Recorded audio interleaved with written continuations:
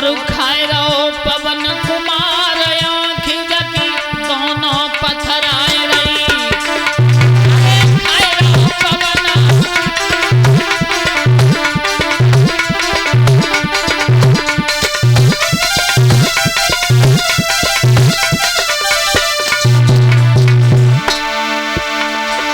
कहियो दुर्योधन मानी देव गंगा में भिजवाई जहाँ पे गहरो है पानी।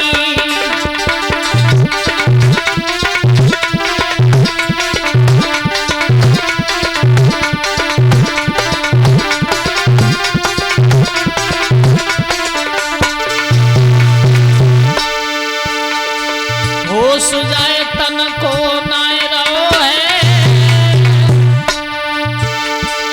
सौ भैया ने उठाई आज गंगा में बहाए दो है। अरे सौ भैया ने मिलके आज गंगा में बहाए दो है।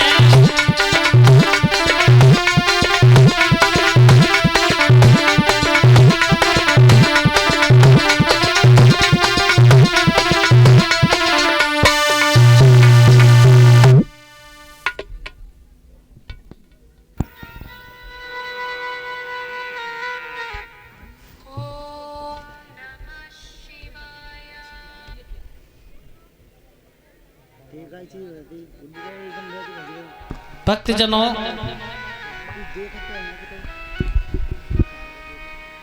श्री सूत जी महाराज समझा रहे हैं सौनक ऋषि। बड़ा ही भावात्मक तरीका है। 100 भाइयों ने मिलकर के भीम को होश नहीं रहा, जहर ने प्रकोप शरीर में फैल गया है। भीम को उठा करके 100 भाइयों ने गंगा जी में डाल दिया है। और जिस समय गंगा जी में डाल दिया, भीम की लाश हिचकोले लेते हुए पाताल की ओर चली है। परीक्षित महाराज, प्रथम दिवस की कथा में हमने बताया था कि भक्ति और ज्ञान और वैराग्य, भक्ति के साथ साथ ज्ञान बहुत जरूरी है और ज्ञान के साथ वैराग्य बहुत जरूरी है। क्यों? भक्ति हृदय में आ गई और ज्ञान नहीं आया कि भक्ति कैसे की जाए, तो उसका प्रकोप उल्टा होता है। जैसे अहलमदे ने भगवान शिव की पूजा तो की, पर उसे ज्ञान नहीं था कैसे की जाए। शिव की पूजा की, बासे फल पत्र फूल चढ़ा देती थी। सुबह को तोड़ के ले आई, वही शाम को चढ़ा दी और वही सुबह को चढ़ा दिए। या शाम को तोड़ लाई जंगल से पुष्प बगिया से, तो वही शाम को चढ़ा दिए और वही सुबह में चढ़ा दिए। जैसे हमारी माताएं माता रानी पर कभी कभी लोटा चढ़ाने जाती होंगी। अब लोटा भर लिया जल का, थोड़ा सा डाल लिया उसमें दूध और उसी में डाल लिया ऊपर से 2-4 बतासे। अब इस शरबत ले जाए कि लौट दो भोले बाबा पे या माता रानी पे, जब शरबत तुम पी लो। ये कौन सी पूजा है?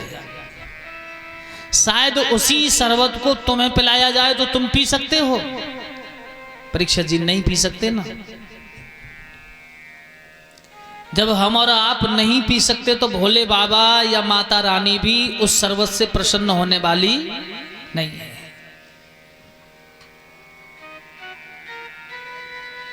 क्यों? जल लेके जा रहे हो स्नान कराने तो शुद्ध लेके जाओ।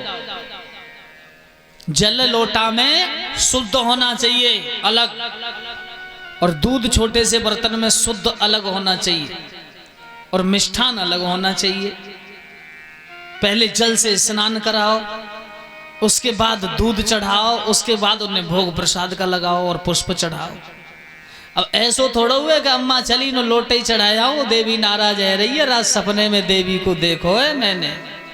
हाँ, सो लोटा लो, बाई में 2-4 बतासे डाल ले, ऊपर से पानी भर लो, 2-4 बूंद डाल ले, सफेद सफेद सरबत सो गोरेगो ले अम्मा जा तू पियत रहिए बैठी। अब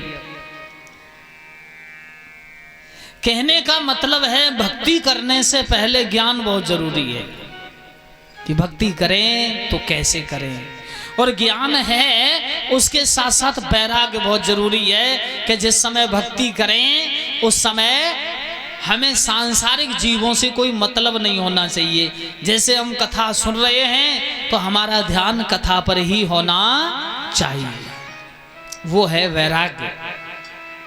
भक्ति हृदय में आई, घर से मन बना कथा सुनने चल रहे हैं, ज्ञान का प्रचार कथा में किया जा रहा है, ज्ञान प्राप्त हो रहा है।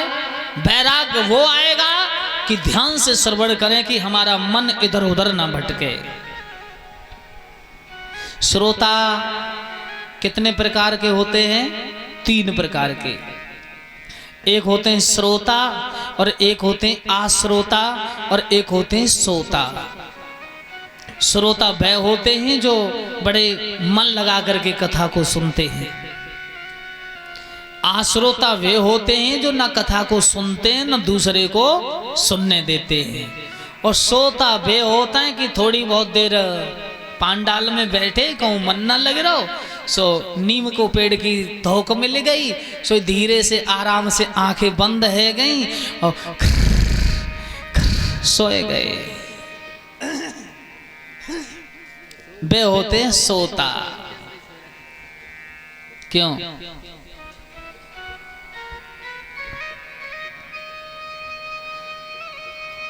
एक सेठ जी बहुत आलसी थे, हाँ, और सेठानी रोजाना कहो कत्ती तुम कथा चल रही है गांव में, कथा सुनवे जाओ।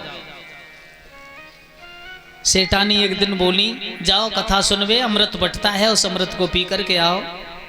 सेठ जी बोले चलो जाएंगे, पर एक बात बताते जाओ कि अमृत बटेगा तो हम लेंगे, काई में बर्तन तो दे दे। सेठानी बोली बड़े मूर्ख हैं, अरे वो अमृत नहीं बटता, वो कानों के द्वारा पिया जाता है, इस अमृत की बात कर रही। बोले हमने कानन से कबू ना पियो, हमें तुम बर्तन दे दो। सेठानी बोली चलो बर्तन ही दे देते हैं, जा बहाने से मत चले ही जाए, सो एक कटोरा दे दो, आता मैं ले जाओ।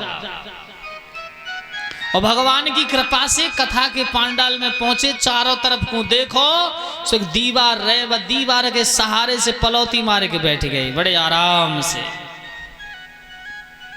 क्यों महाराज? और जैसे बैठे बड़े ही भाव से बैठे हैं, कथा चल रही है, कटोरा को सामने रख लिया। कटोरा को जैसे सामने रखा कि दीवार किनारे बैठ गए, परलीनी धोखा लगाई है।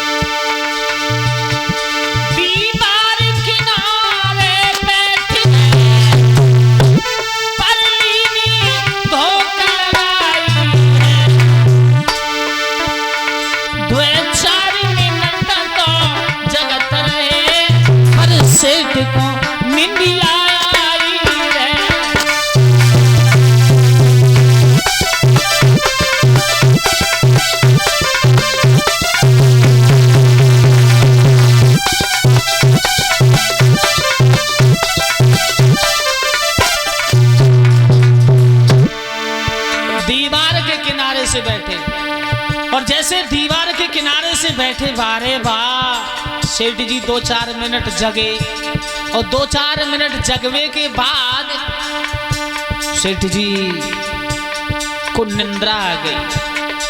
कथा समाप्त हुई, प्रसाद बटा, लोग अपने अपने घर चले गए, लेकिन सेठ जी को काऊ ने ना उठाओ।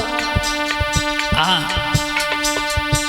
लेकिन सेठ जी सोत रहे, लेकिन खाली पांडाल में कुछ देर के बाद एक कुत्ता आएगा भगवान की कृपा से। भाई समय पे सुनो ध्यान, एक कुत्ता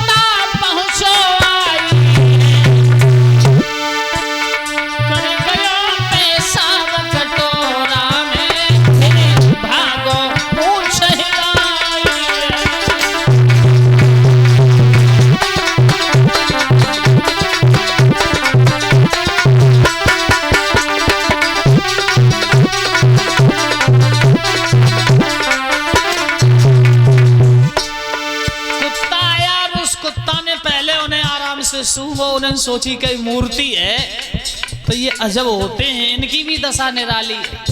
कौ नेता की गाड़ी आ जाए उन्हें कोई मतलब की ना है। हाँ, वो पहले ही कह देते ये 2 नंबर के पैसा की ले जाओ इसे, हमें इससे कोई मतलब नहीं है।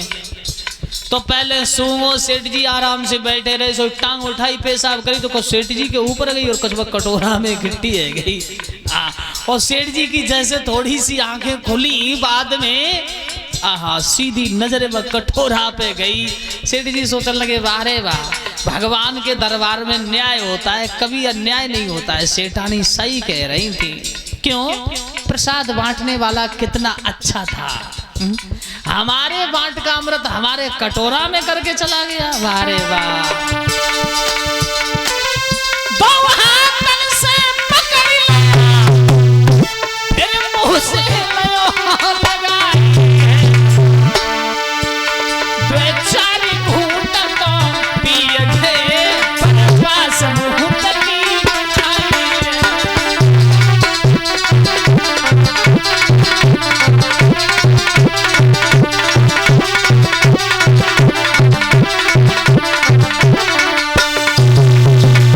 कहने का मतलब है कि आलस बुरी बला है, हमें कभी आलस नहीं करनी चाहिए। अगर हम खेत में भी काम कर रहे हैं तो उतनी देर काम करो जितनी देर हमारा शरीर काम करने को कहता है। और आलस है तो आलस में हमें कोई काम नहीं करना चाहिए। क्यों? आलस हानिकारक हो सकती है। अब देखते हैं आगे जहां कथा का प्रसंग कहां चल रहा था, कोई भक्त बताएंगे? कथा का प्रसंग कौन सी जगह चल रहा था? बैठ जाओ। अहलमदे भगवान भोले बाबा की पूजा करती है, लेकिन बासे फल पत्र फूल चढ़ाया करती है। जिस समय बासे फल पत्र फूल चढ़ाती है वो अहलमदे वरदान दिया, पति तो बड़ा सुंदर मिलेगा लेकिन मृतक प्राप्त होगा। पर एक बात का और ध्यान रखना, जो अविवाहित बहनाएं होती हैं ना, जिनका विवाह नहीं हुआ है, वो शिवलिंग पर जल चढ़ाने की अधिकारी नहीं है। उन्हें जल चढ़ाना नहीं चाहिए। वो सिर्फ क्या कर सकती हैं? पूजा कर सकती हैं। वो काय से? वो भी चित्र की पूजा, फल फूल आदि से। लिंग पर जल चढ़ाना जिनका विवाह नहीं हुआ उनके लिए निषेध है। वरदान दिया, पति मिलेगा, बड़ा सुंदर होगा, मृतक अवस्था में पाओगी, बड़ी मुश्किल से जिंदा कर पाओगी, पति का कभी सुख नहीं मिलेगा। भोले बाबा के वरदान के द्वारा अहलमदे जाती है गंगा स्नान के लिए संग की सहेलियां लेकर के।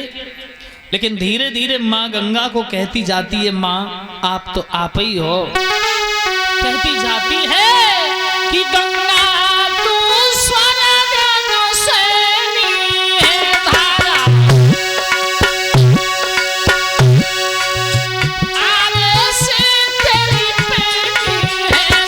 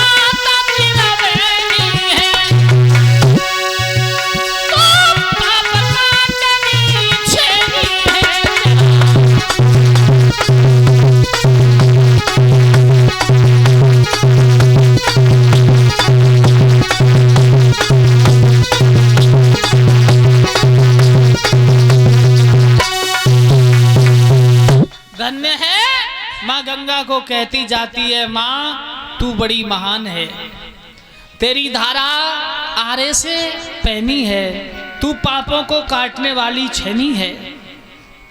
संग की सहेलियों के साथ एक दिन गंगा में स्नान कर रही थी। वही भीम की लाश इसको ले लेते हुए जैसे टकराई है, अरे भैया भीम की लाश को देख करके समझ गई ये भगवान भोले बाबा का दिया हुआ वरदान है। पकड़ लिया, सहेलियों से कहा मेरी बात मानो, ये मेरे पति है। एक लड़की कहने लगी पागल मत बनो, ये तुम्हारे पति नहीं हो सकते। दूसरी लड़की बोली इसे वरदान दिया है भगवान भूतनाथ ने, वरदान के अनुसार इसके ये पति हैं। तीसरी लड़की बोली तो इसकी मदद करो, ये हमारी सहेली है। आज उसी समय संघ की सहेलियों के द्वारा भीम की लाश को उठा करके लेकर के आए। कहां? अपने महलों में। सुंदर खुशबू के वस्त्र पहनाए हैं, सुंदर यंत्र लगाए, सुंदर पुष्पों की माला डाली है। मां से जाकर के कहा मां, पिता के बाग में थोड़ा अमृत का कुआं है, उस कुआं से हमें अमृत दिलवा दो। मां कहने लगी पागल हो, अमृत का क्या करोगी? जवाब दिया मां आज हमारे पति की हमें प्राप्ति हुई है। मां सोचने लगी वाह, हमने तो कोई दूल्हा ढूंढो नहीं, तुम्हें पति कहां से मिल गए हैं? जवाब दिया तुम्हारे पिता ने अभी तक कोई पुत्र नहीं ढूंढा, कोई वर नहीं ढूंढा, लेकिन तुम्हें कहां से तुम्हारे पति प्राप्त हुए? कहने लगी मां भगवान भोले बाबा के वरदान के अनुसार मुझे मेरे पति की प्राप्ति हुई है। नागिनी कहने लगी हमें दिखाओगी? हाँ। और जैसे दिखाने के लिए सैन्य कक्ष में पहुंची तो भीम की लाश को देख करके नागिनी डर गई। कहां से उठा करके लाई और इस मुर्दे को फेंक दो। कहने लगी नहीं, मैं मर जाऊंगी, मैं मर जाऊंगी, लेकिन अपने पति देव को कभी ऐसा नहीं सुन सकती। रो करके वो नागिनी अपनी बिटिया को समझा रही है, लेकिन उधर बिटिया भी रोने लगी। बिना पिया के ओ मैया हम आंगन में मर जाइए।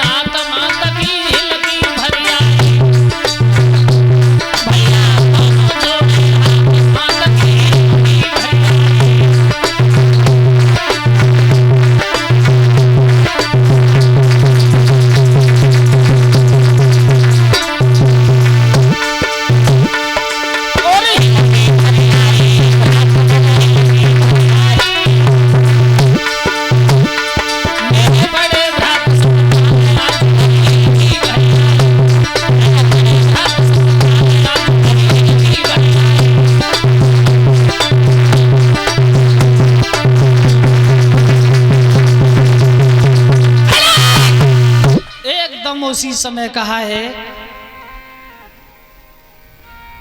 कि तुम जानती नहीं हो मैं अपने बिना पति के जिंदा नहीं रह सकती हूं। और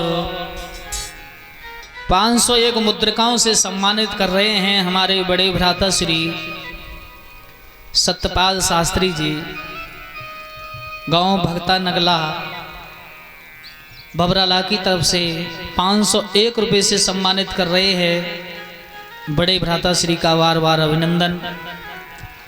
भक्तजनों, उसी समय एक ही शब्द कहा है कि मैं अपने पति के बिना जिंदा नहीं रह सकती। आज उसी समय जब ये कहा कि हम बिना पति के जिंदा नहीं रह सकती, तो कहा उस अमृत को छूने का अधिकार किसी को नहीं।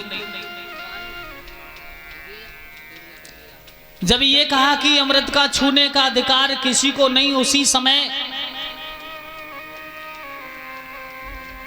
महारानी ने एक बड़ी सुंदर कपड़े की गेंद बनाई और कहा ले जाओ इस गेंद को, आप इसे खेलना, धोखे से इस गेंद को कुआं में डाल देना और हट रख जाना, इस गेंद को ही वापस लेके आना है, इस गेंद के द्वारा कुछ ना कुछ अमृत इसमें जरूर छुप करके आ जाएगा। भक्तजनों, उसी समय वो नागिनी चली गेंद को लेकर के, और जिस समय नागिनी चली है गेंद ले जा करके बड़े भाव से बगीचा में खेलने लगी।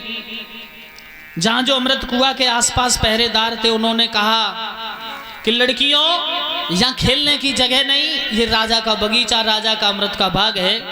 जवाब दिया, तुम जानती नहीं, तुम्हें ये पता होना चाहिए कि राजा का बाग है तो राजा हमारे पिता हैं। एक मंत्री कहने लगा, राजा की बिटिया है और राजा का बगीचा है, खेलती है तो खेलने दो। गेंद का खेल प्रारंभ हुआ है, लेकिन धोखे से उस नागिनी पुत्री ने गेंद को कुआं में डाला, और जैसे गेंद कुआं में गिरी, आहा, दोनों हाथ जोड़े कहा, मंत्री चाचा इस गेंद को हमें दिलवा दो। जवाब दिया, ये गेंद कुआं में गिर गई और इसे छूने का अधिकार हमें नहीं। क्या कहा? हाँ। बिटिया ने विनम्र निवेदन किया, मंत्री जिस समय नहीं माना है उस समय एकदम क्रोध में आ गई, आंखें लाल करके बोली, अभी तू जानता नहीं हमें?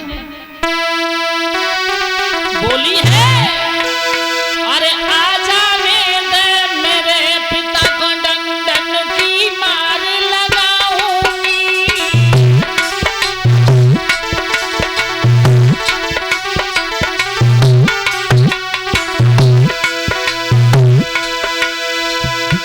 तो कौन मैं तेरे कुनबा को मैं फांसी पे चढ़वाऊंगी।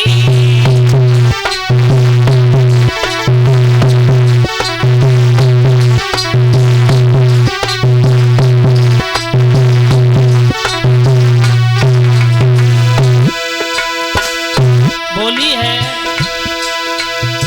आजा ने दे मेरे पिता को डंडन की मार लगाऊंगी।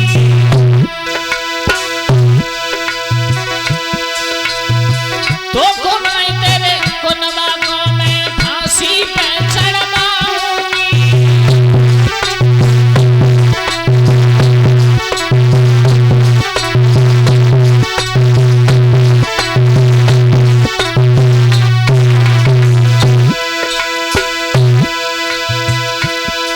और मार मार के डंडा मंत्री तन की खाल उड़ाऊंगी।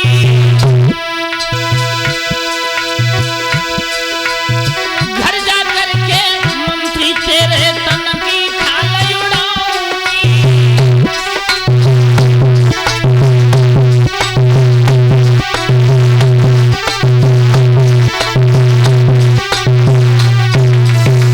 एक ही जवाब दिया,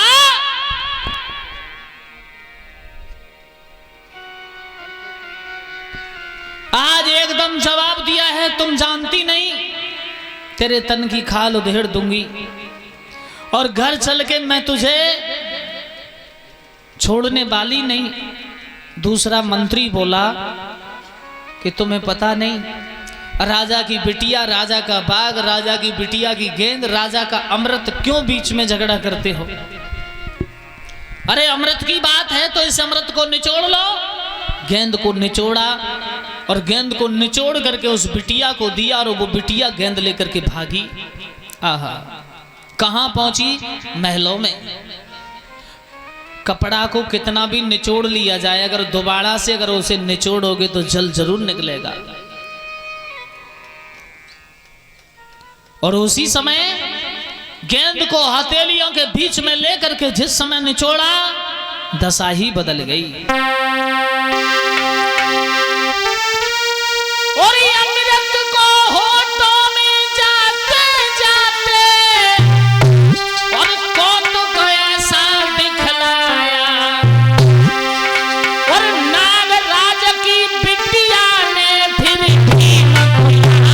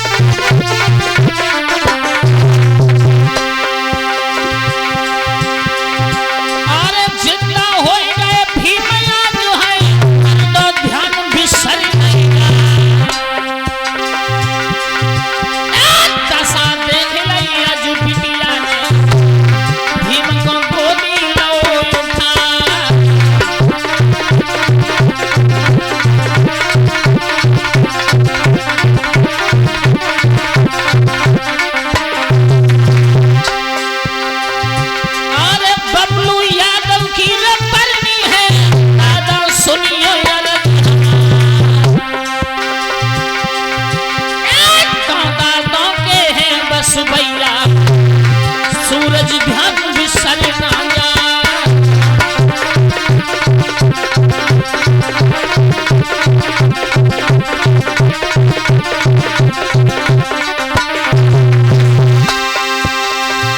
अरे 50 रुपया बबलू यादव हरी कथा में बैठे युग युग जिए अमर प्रद भोगे, रक्षा करे शारदा मां।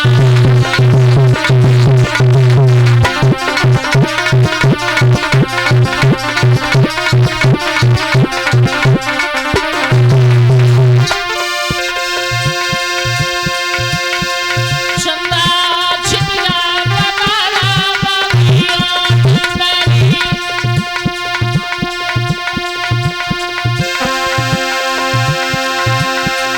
चंदा छिपा बगाला बागियों मेरी, छिपा बगाला बागियों मेरी।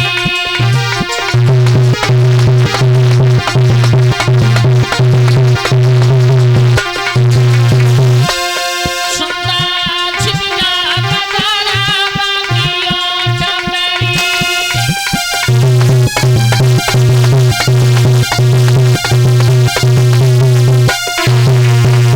बोलिए आनंद कंद भगवान की।